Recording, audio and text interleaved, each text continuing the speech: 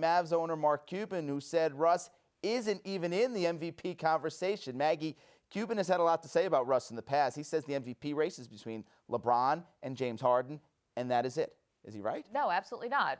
Russell Westbrook is absolutely in this MVP conversation, and you only have to look at the numbers to show and tell you the story. Now, Mark Cuban has this sort of math that he's worked out in his head where he says you cannot be a superstar in this league if you have not led your team to 50 wins and not led your team to one playoff series win. Listen, Russell Westbrook may lead the Warriors to 50 wins this year. Now, if they match up against San Antonio in the first round, then no, they're probably not going to win that series. But, I mean, he's been an MVP candidate all year long. Obviously, we know about averaging a triple-double. But some other less obvious stats, Ryan. Points per game, total points, that's pretty obvious. Player efficiency rating, he's number one in the league.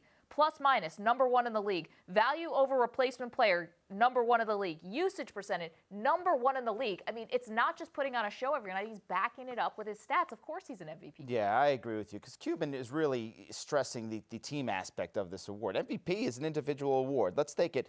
You take Russell Westbrook away from the Thunder, my goodness, they'd be one of the worst teams in the West. He's averaging a triple-double, going to be the first since Oscar Robertson that can complete that throughout the season.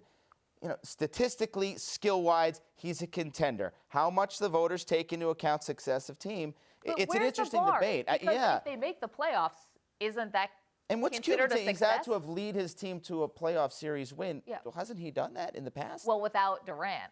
Oh, well, without who? Obviously, it's a team sport. I mean, where does that argument lead us? You know what I mean? I mean, I don't know. I'm not finding logic in Cuban's argument. I think basically Cuban's saying if Dirk had to do it, then everyone else has to do it. Is I think what he's basically saying.